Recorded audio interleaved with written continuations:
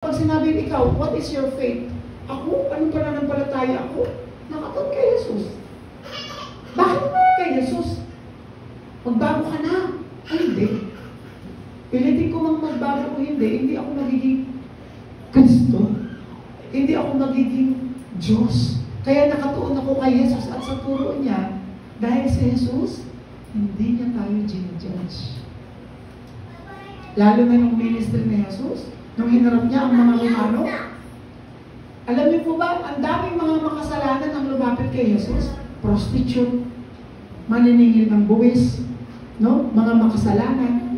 Alam niyo po ba bakit gustong-gusto nilang sumasama kay Jesus? Because they never received condemnation and judgment from Jesus. Pero ang churches ngayon, kung maka-judge, kayo nagbibinggo kayo, masama yan. Kayo mga nagmamadyong. Kayo mga nagtutungits.